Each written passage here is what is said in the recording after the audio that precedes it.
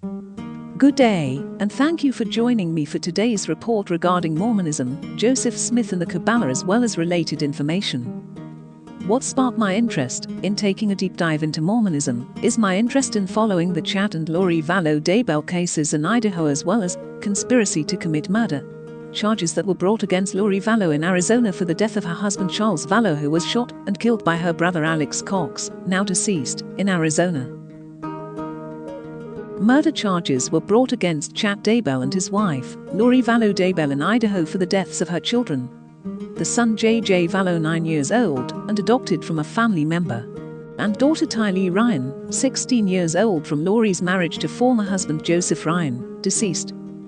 Chad Daybell is charged for the murder of his wife, Tammy, who mysteriously died about 2 weeks before he married Lori in Hawaii.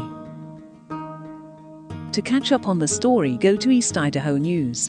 There is a complete timeline to date. They have a lot of videos reporting on the Daybell Idaho cases. The leading photos in this report begin with Joseph Smith and Joseph Smith receiving the golden plates from the angel Moroni. Photos provided by the Church of Christ of Latter-day Saints online gospel media. Warning: the following report is not suitable for children under the age of 18. Today, I will take a cursory look at Joseph Smith and his relationship to the Kabbalah. The particular source for this report is the paper submitted by Lance S. Owens, the University of Utah, entitled Joseph Smith and Kabbalah: The Occult Connection. A brief bio follows. Lance S. Owens is an historian and a physician in clinical practice. He has served on the clinical staff of the University of Utah for over 2 decades. His principal interests are the history of C.G. Jung and depth psychology and Gnosticism. Since publication of C.G. Jung's Red Book, Liber Novus, in 2009, Dr. Owens has published several studies focused on Jung's extraordinary visionary experience. His lectures and seminars on Jung and the Red Book, available online, have been enjoyed by many thousands of listeners. He also serves on the editorial board of the Journal of the C.G. Jung Institute of Los Angeles, Psychological Perspectives. A more complete catalog of his publications and audio lectures is available at www.gnosis.org/LanceOwensless. Mr. Owens' paper begins so. 1973 RLDS historian Paul M. Edwards identified a fundamental deficiency of Mormon historical studies. We have not allowed, says Edwards, speaking of Mormon historians, the revolutionary nature of the movement from which we have sprung to make us revolutionaries. Harold Bloom of The American Religion, a publication, was considered generally informed as a critic of the creative imagination and its Kabbalistic, Gnostic undertones in Western culture. Bloom intuitively recognized within Smith a familiar spirit. Bloom considered Smith a genius fused with millennial-old visions of Gnosticism and a poetic imagination. People unfamiliar with the history and nature of Kabbalism or of Hermetic, alchemical, and Rosicrucian mysticism traditions which were influenced by the Kabbalah may have difficulty understanding Bloom's insight. The God of Joseph Smith is an audacious resurrection of the God of some of the Kabbalists and Gnostics and prophetic sages who, like Smith, asserted that they had returned to the true religion. Either there was a more direct Kabbalistic influence upon Smith than we knew, or it is far more likely he reinvented Kabbalah in an effort he believed necessary to restore archaic Judaism. The importance of the interactions in Joseph Smith's history will remain a problem for historians. Efforts to rework the prophet in their light, or re-examine our method of understanding his history, may cause incendiary responses from some traditionalists. Still, there is meaningful documented evidence, material unfathomed by Bloom or Mormon historians, that supports a more direct Kabbalist and Hermetic influence upon Smith and his doctrine of God than was previously thought possible. Hermes Trismegistus was believed to be the inventor of astronomy, astrology, mathematics, geometry, medicine, botany, theology, and all branches of knowledge. Hermetic practices were influenced by Thoth, the Egyptian god of the Greeks. Thoth is identified with Hermes, the son of Zeus and the god of science, commerce, language and writing, as well as the messenger of the gods, and the first teacher of alchemy. https://2015/06/01/Hermeticism, the nexus between science, philosophy and spirituality/. So much of new religions and New Age practices are influenced by Hermes and Thoth. Their images appear in posters, tarot decks and many books connected with the occult. With his affiliations in ceremonial magic as a young treasure seer, Smith made a connection with symbols and lore taken directly from Kabbalah in his prophetic translation of sacred writ. His hermeneutic method was in nature Kabbalistic. His prophetic translation of sacred writ, his hermeneutic method was in nature Kabbalistic. With his initiation into Masonry in the Freemasons Society, he entered a tradition born of the Hermetic Kabbalist tradition. These associations culminated in Nauvoo, Illinois, Nauvoo meaning a beautiful place, and the period of his most important doctrinal and ritual innovations.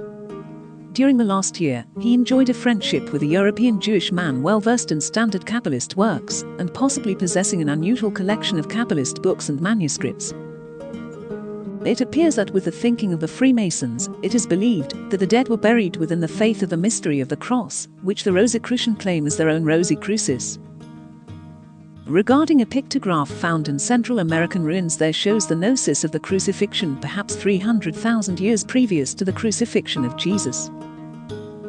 By 1844, Smith was cognizant of Kabbalah, but also enlisted theosophical concepts taken directly from the Kabbalah principal text in his most important doctrinal sermon, the King Follett Discourse.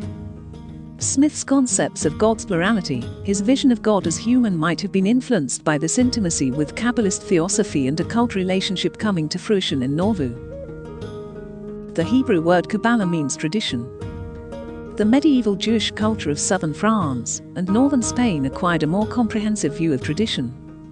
They came to identify the mystical, esoteric tradition of Judaism. Between the 13th and 17th centuries, this refined spiritual heritage became an important force in European and Mediterranean Judaism. This forced competition between this refined heritage and rational rabbinical trends. By the 16th century, Judaism was steeped in Kabbalah, had also permeated Renaissance Christian culture as well. Beginning first with the Florentine de Medicis at the end of the 15th century, Kabbalah became a compelling force infusing the Renaissance worldview. Ultimately, this movement generated in the late Renaissance a separate dissident or unorthodox tradition of Christian Kabbalah. From this time, Kabbalah became a major creative force in Western religious and poetic imagination. Individuals such as Jacob Boehme, John Milton, Emanuel Swedenborg, William Blake, and Joseph Smith were moved with regard to their various talents. An understanding of Kabbalah starts with an understanding of tradition. Contrary to what we may think of as tradition, the tradition of Kabbalah was not a fixed historical legacy of dogma. Instead, it became a charismatic phenomenon, a mercurial tradition of the divine mystery as it revealed itself within human awareness. Kabbalah showed as part of its tradition a complex, theosophical vision of God, and at the same time professed that this image was alive and open to further revelation. Thus, the Kabbalist maintained a prolific idealistic interaction with a living system of symbols and lore. A new prophetic vision became intrinsically part of the Kabbalists' understanding of their heritage. How long and in what form Kabbalah existed before blossoming in 12th century Spain is uncertain. Kabbalists themselves made extraordinary claims that require our understanding before being discarded. Kabbalah was said, according to adepts, the tradition of the original knowledge Adam received from God. Not only was Kabbalah guardian of this original knowledge, but it preserved the tradition of the original prophecy which allowed a return to such primal visions. Kabbalah advanced the claim that its function was to hand down to its disciples the secret of God's revelation to Adam.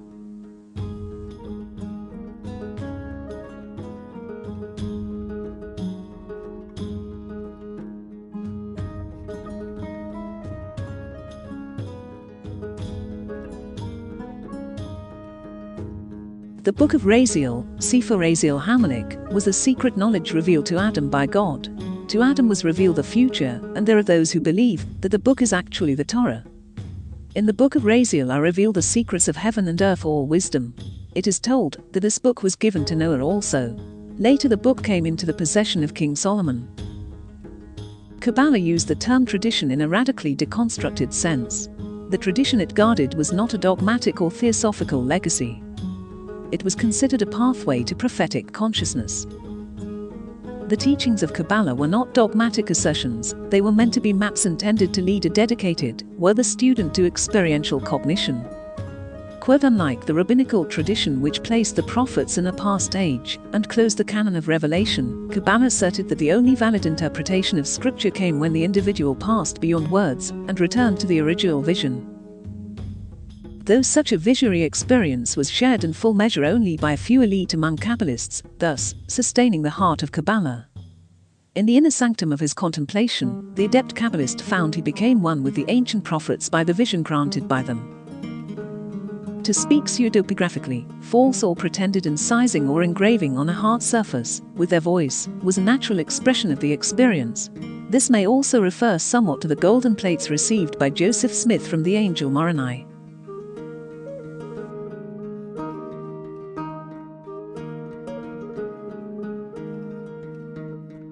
Note: it appears as though visions by LDS members are still an important part of the LDS membership. Note 2. It is documented and reported that Chad Daybell had religious visions and even proclaimed a date for the Second Coming. This event did not take place at the designated time nor near it. It states in the Bible by Jesus that not even he knows the date and hour of this event, that only the Father in heaven knows when this time will come. Mark 13:32. It appears that the cult of Chad Daybell relied more on the teachings of the Book of Mormon rather than the teachings of the Bible. Chad Daybell was publicly claimed an excommunicated member of the LDS Church for apostasy. In other words, for going against the teachings of the LDS Church. Kabbalah arose from oral tradition surviving in medieval Judaism, and may be earlier origins which proclaimed both special knowledge of the divine and possession of mystic self-transcendence or mystical gifts similar to those enjoyed by the ancient prophets. These gifts allowed men, in measures varying with their own natures, to achieve knowledge of God, or even union with God. Affirming this shows some bond to previous Gnostic traditions.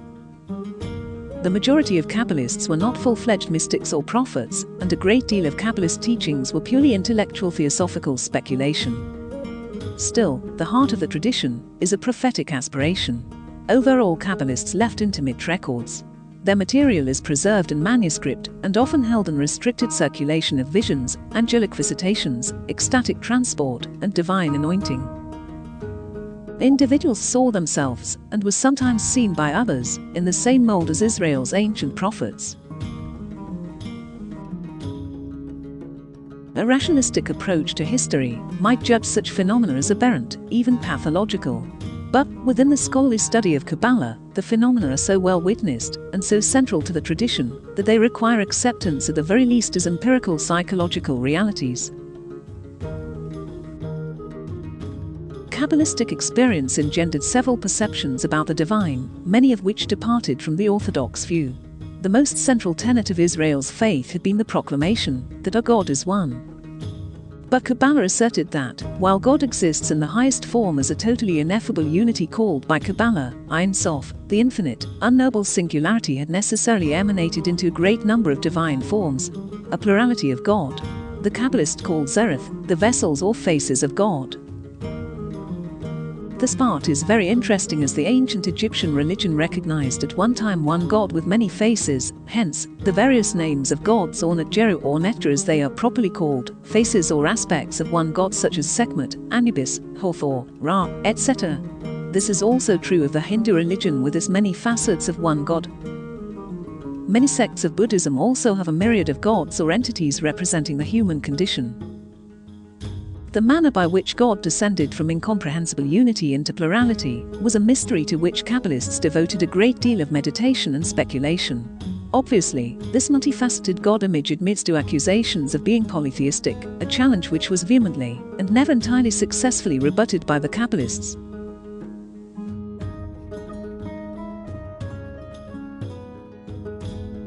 The divine was considered plural in Kabbalist theosophy, but it appears the first subtle emanation from unknowable, unified God took on the dual form as male and female, a supernatural father and mother. Chokmah and Binah were God's first emanated forms. Kabbalists used frank sexual metaphors to explain the creative intercourse of Chokmah and Binah, which generated further creation. This father and mother idea is strongly held by members of the LDS Church.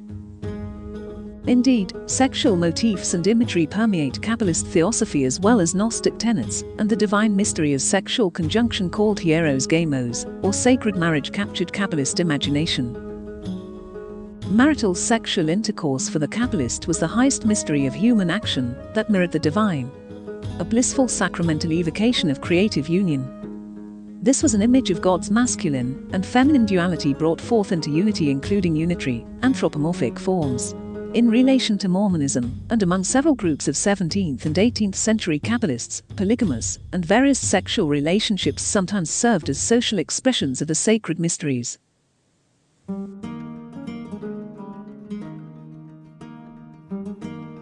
God was, by one revised Kabbalistic entry, Adam Kadmon, was the first primordial or archetypal man described as divine light, or pure potential including the human psyche. This is not the Adam of Adam and Eve. Adam Kadmon is an idea. Reference, Wikipedia page, quote, Adam God doctrine. Man shared with God both an intrinsic, uncreated divine spark and a complex, organic form. This strange equation of Adam as God was supported by a Kabbalistic cipher, the numerical value in Hebrew of the names Adam and Jehovah, the Tetragrammaton, Yod-Vav, who was both the number 45.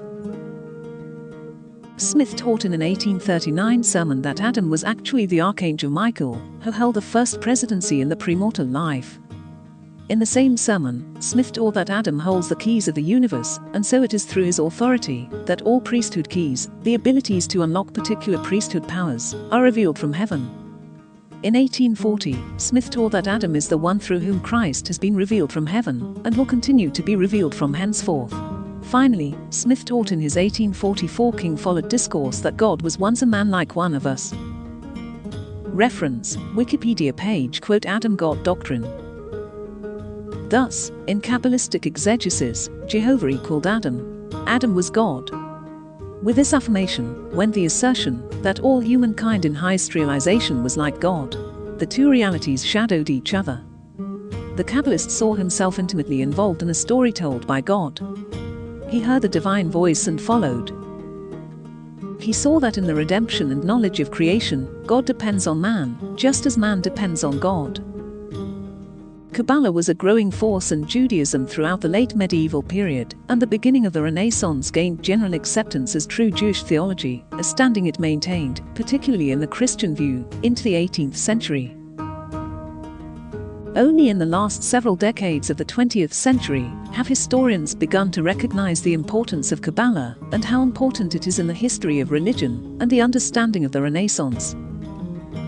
The enthusiasm for Kabbalah and for its revelations of new spiritual depths in the scriptures was one of the factors leading towards Reformation. The Kabbalist influence on Renaissance Neoplatonism tended to affect the movement in a more intensively religious direction, and more particularly in the direction of the idea of religious reform. Quote, Joseph Smith did indeed bring into America elements of an ancient culture.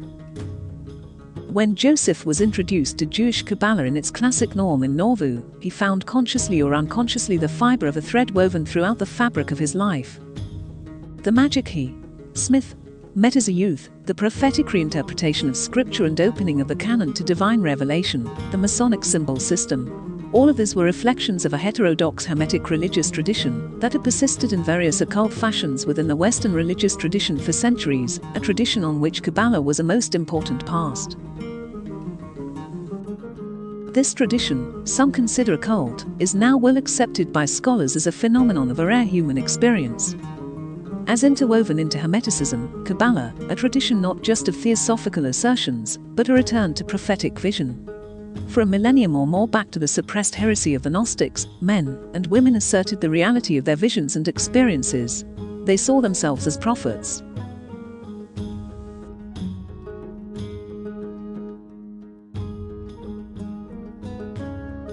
Many of them thought themselves kings and queens before God, and some openly proclaimed their royalty. Wikipedia page endowment. In Mormonism, the endowment is an ordinance, ceremony, designed to prepare participants to become kings, queens, priests, and priestesses in the afterlife. They probed the mystery of Adam and Eve and primal creation. They embraced Kabbalah symbols as non-verbal expressions of indescribable, profound insights. Their sexuality was considered sacred, and not infrequently their sacred sexual practices ranged beyond the bounds of expression accepted by the societies of their times. Their most sacred mystery, the Great Mysterium Conjunction, was sometimes ecstatically mirrored in the holy union of a man and a woman. They authored epigraphic works, invoking ancient voices as their own. They told new stories about God, a living story, and found their own lives mingled within a story, being told by a living God. When Joseph sought a mirror to understand himself, he found reflections in the history of ancient Israel. Smith's story was saved within the occult legacy of his time. He saw in it the images, even if dimmed and distorted, of a priesthood he shared. Joseph Smith's life reflected the nature of his unusual human experience, and to understand his history we must understand his experience in the context of history. The Swiss psychologist Carl Jung dedicated the last half of his long life to elucidating the nature and psychological insights of the Kabbalistic Hermetic alchemical tradition.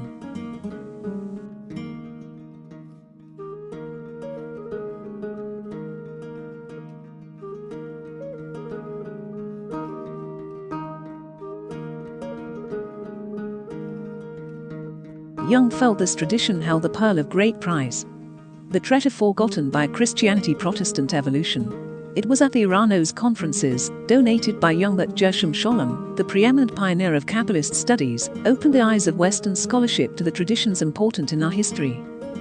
Moshe Idol, Scholem's brilliant and independent protege, subsequently reaffirmed the value of psychological perception in understanding its phenomena. That is all for today's report, but more is forthcoming. Please tell me your favorite part of the report and let me know if you want a deeper dive on it. Thank you for listening today, and like, subscribe, share and comment. I'd like to thank Murph for their excellent pod creating site. Of course, videos can be manufactured here too.